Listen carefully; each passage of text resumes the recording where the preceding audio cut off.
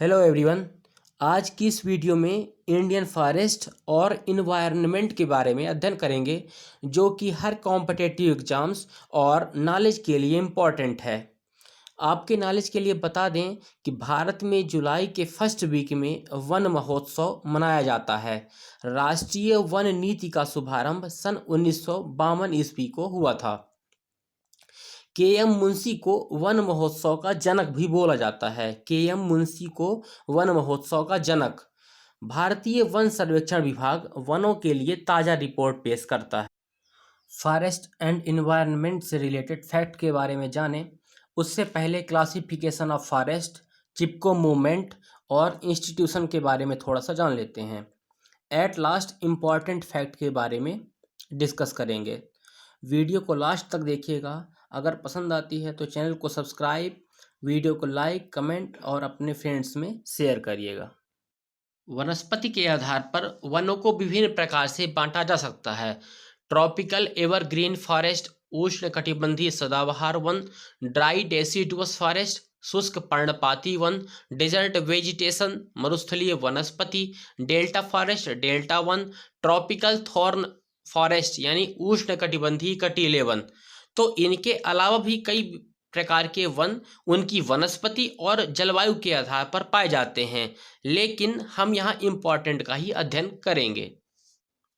सबसे पहले बात करते हैं ट्रॉपिकल एवरग्रीन फॉरेस्ट की, यानी उष्णकटिबंधीय सदाबहार वनों की।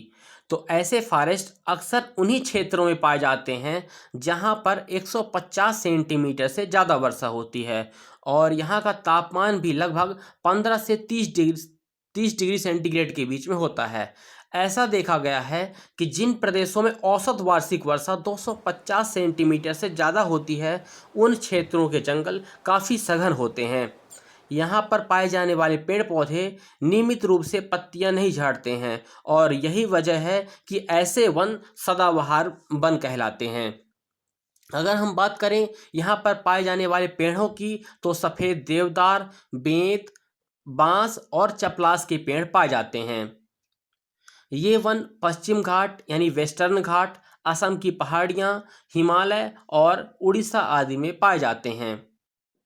मरुस्थलीय वनस्पति यानी डेजर्ट वेजिटेशन, तो इस प्रकार के वनों में औसत वार्षिक वर्षा 50 सेंटीमीटर से भी कम होती है। मरुस्थलीय वनस्पतियां जो हैं अरावली के पश्चिम में राजस्थान और उत्तरी गुजरात तक फैली हुई हैं। इस प्रकार के वनों में डेली टेम्परेचर और ईयरली एवरेज टेम्परेचर, इन दोनों में काफ़ी डिफरेंस होता है। इस प्रकार के वनों में कैक्टस, खजूर, अकेसिया आदि के वृक्ष पाए जाते हैं। डेल्टा फॉरेस्ट नदियों के डेल्टा पर या कि समुद्र तट पर पाए जाते हैं, जहां पर ज्वारों यानी कि टाइडल के द्वारा उनको नमी मिलती रहती है, इसलिए ऐसे फॉरेस्ट को टाइडल फॉरेस्ट भी कहा जाता है। ये वन वेस्ट बंगाल, ओडिशा, आंध्र प्रदेश, तमिलनाडु, काठियावाड़ यानी गुजरात, खंबात की खाड़ी के तटीय प्रदेशों में ऐसे फॉरेस्ट, डेल्टा फॉरेस्ट पाए जाते हैं। मैंग्रोव इन वनों के सबसे प्रमुख वृक्ष होते हैं और इनका उपयोग ईंधन के रूप में किया जाता है। सुंदरवन डेल्टा वनों में सुंदरी नाम के वृक्ष पाए जाते हैं। वन और पर्यावरण से संबंधित कुछ इंस्टीट्यूट एग्जाम्स में पूछे जाते हैं, जिनमें है पहला है Indian institute of forest management, ये भोपाल में है। फॉरेस्ट रिसर्च इंस्टीट्यूट, ये देहरादून में है। नेशनल इन्वायरमेंटल रिसर्च इंस्टीट्यूट, ये नागपुर में है।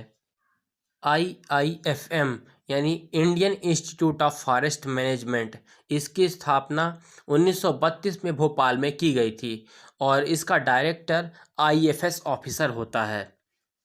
IIFM Indian institute of forest management में एजुकेशन, रिसर्च, ट्रेनिंग और कंसल्टेंसी का काम होता है। फॉरेस्ट रिसर्च इंस्टीट्यूट भारतीय वन अनुसंधान संस्थान देहरादून में है। फॉरेस्ट रिसर्च इंस्टीट्यूट देहरादून में है और इसकी स्थापना सन 1906 में की गई थी। देहरादून में ही इंदिरा गांधी राष्ट्रीय वन अकादमी भी स्थित है। इंदिरा गांधी राष्ट्रीय वन अकादमी देहरादून में ही स्थित है। पेड़ों को काटने से बचाने के लिए एक महत्वपूर्ण आंदोलन हुआ था जिसका नाम था चिपको आंदोलन। इस आंदोलन की शुरुआत 1973 में भारत के प्रसिद्ध पर्यावरणविद सुंदरलाल बहुगुणा, चंडी प्रसाद भट्ट तथा गौरा देवी के नेतृत्व में हुआ था। यह आंदोलन उत्तराखंड के चमोली जिले से शुरू हुआ था और यह जिला उस टाइम पर उत्तर प्रदेश में आता था। 1973 में वन विभाग के अधिकारी व कॉन्ट्रैक्टर के द्वारा जब पेड़ों की कटाई की जानी थी, तभी स्थानीय पुरुष व महिलाएं सभी पेड़ों को काटने से बचाने के लिए पेड़ों से चिपक गई थी और इसीलिए इस मूवमेंट का नाम पड़ा था चिपको मूवमेंट, यानी कि चिपको आंदोलन। कुछ इम्पॉर्टेंट फैक्ट हैं, उनके बारे में डिस्कस किए लेते हैं। भारत में सबसे अधिक वन जो है मध्य प्रदेश में है। 1981 ईस्वी में भारतीय वन सर्वेक्षण विभाग की स्थापना की गई थी। भारत में उष्णार्ध पतझड़ वन सर्वाधिक पाए जाते हैं। भारत में चंदन की लकड़ी कर्नाटक के वनों में अधिक पाई जाती है। साइलेंट वैली यानी कि शांत घाटी, यह केरला में स्थित है। फ्लावर वैली यानी कि फूलों की घाटी, यह उत्तराखंड में स्थित है।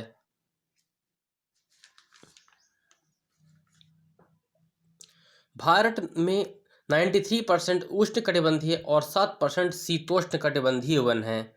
प्रायद्वीपीय पठार पर उष्णकटिबंधीय सदाबहार वन पाए जाते हैं। भारतीय राज्यों की तुलना में हरियाणा में सबसे कम वन पाए जाते हैं। भारत के पश्चिमी घाट पर सदाबहार वनस्पति पाई जाती है। मैंग्रोव वन दलदली एवं ज्वार भाटा वाले क्षेत्रों में पाए जाते हैं। गंगा ब्रह्मपुत्र के डेल्टाई क्षेत्रों में सुंदरी नामक एक वृक्ष पाया जाता है और इसी सुंदरी वृक्ष के कारण यहाँ का नाम सुंदरवन पड़ा है। भारत में पूर्वी हिमालय एवं पश्चिमी घाट को जैव विविधता का ताप स्थल कहा जाता है। राष्ट्रीय वन नीति के अनुसार भारत में 33% क्षेत्रफल पर वन होना आवश्यक है। भारतीय वन सर्वेक्षण का जो मुख्यालय है वह देहरादून में है। भारतीय वन सर्वेक्षण का मुख्यालय देहरादून में है। राष्ट्रीय पर्यावरण शोध संस्थान नागपुर में है। राष्ट्रीय पर्यावरण शोध संस्थान का कार्यालय नागपुर में है। तो अगर ये वीडियो आपको हेल्पफुल लगी हो तो अपने दोस्तों में शेयर करिए और वीडियो को पूरा देखने के लिए बहुत बहुत धन्यवाद। Thank you.